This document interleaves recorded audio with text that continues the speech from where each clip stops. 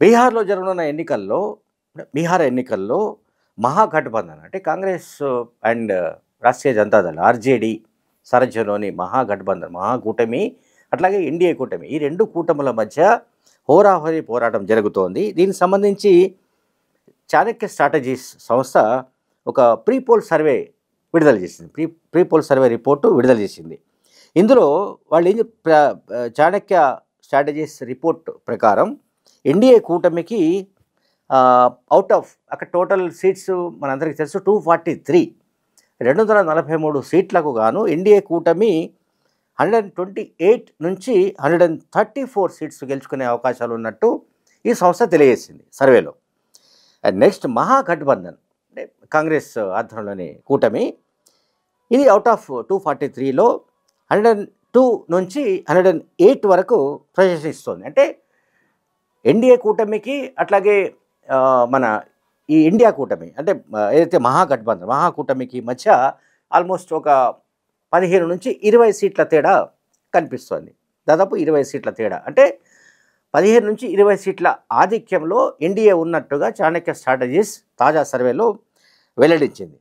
అలాగే జీడీఏ అని ఇంకొక కూటమి ఉంది. ఈ కూటమిలో మజ్లిస్ అట్లాగే ఆర్ఎల్జేపీ అట్లాగే ఏఎస్పీ ఏజేపీ ఈ 4 పార్టీలు ఉన్నాయి. ఈ 4 పార్టీలు 79 సీట్లలో పోటీ చేస్తోంది ఇది జీడీఏ అంటారు దీని ఈ కూటమికి 3 నుంచి 6 సీట్లు మాత్రమే లభించబోతున్నాయి.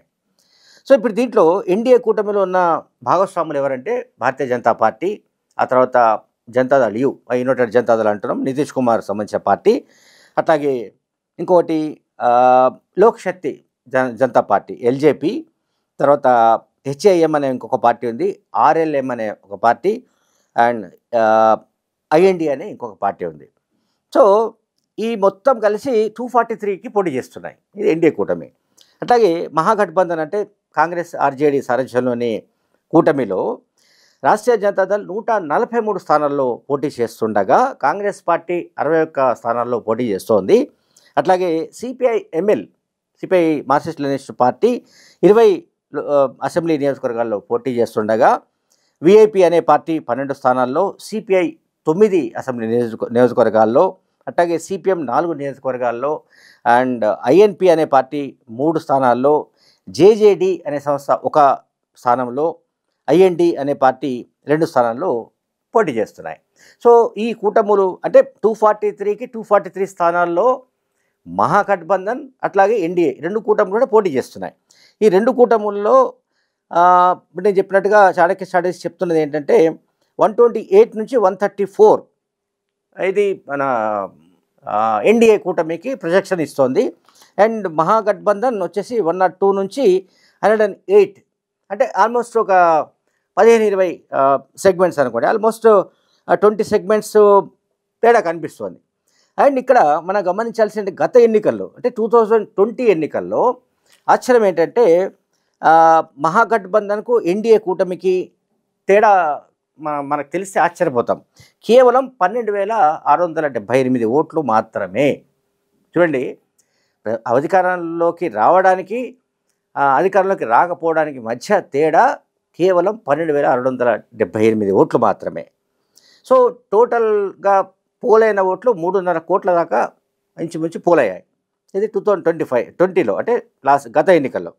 దీంట్లో దాదాపు 43 నియోజకవర్గాల్లో కేవలం 2.5% తేడాతో గెలుపు మన విజయ అవకాశాలు తారుమారయ్యాయి. ఇది 43 కాన్స్టిట్యున్సీస్లో.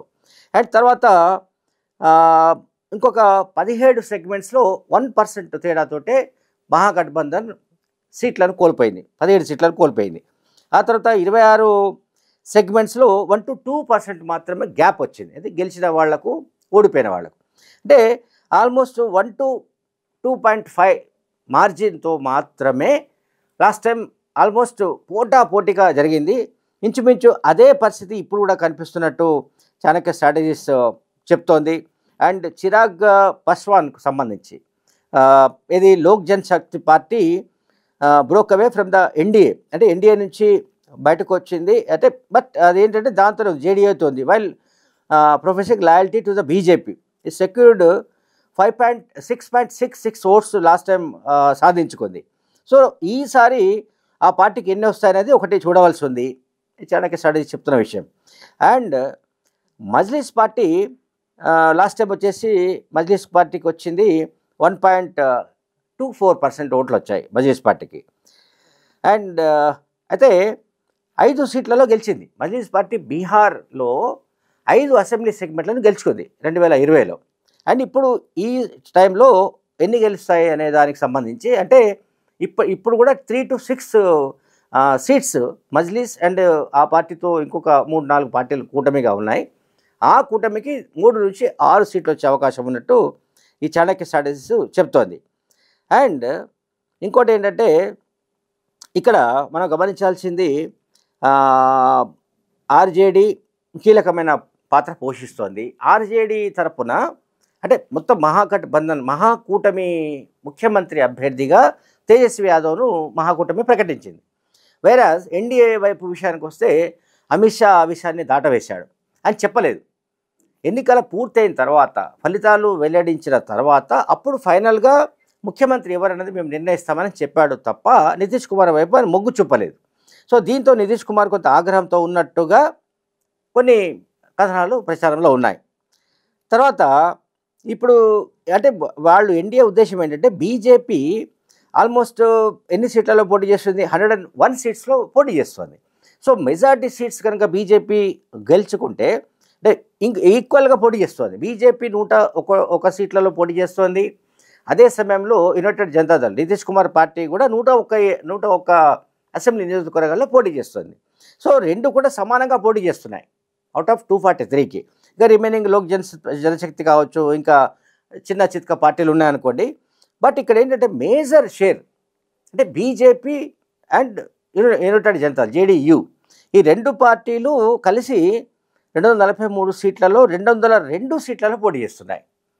కాబట్టి దీంట్లో ఎక్కువ సీట్లు బీజేపీ కనుక వస్తే అంటే దీనికంటే జేడీయూ కంటే ఖచ్చితంగా బీజేపీకి సంబంధించిన అభ్యర్థినే ముఖ్యమంత్రిగా నిలబెట్టాలనే ఆలోచనలో బీజేపీ ఉన్నట్టుగా కనిపిస్తోంది.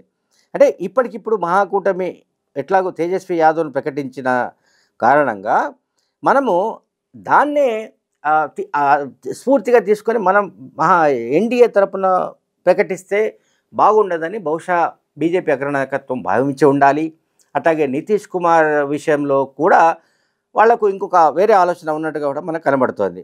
అండ్ తేజస్వి యాదవ్ కంపల్సరీగా అంటే చీఫ్ మినిస్టర్ క్యాండిడేట్గా అనౌన్స్ అయిన కారణంగా ఆర్జేడీకి సంబంధించిన పెర్ఫార్మెన్స్ పెరిగే ఛాన్సెస్ ఉన్నాయి.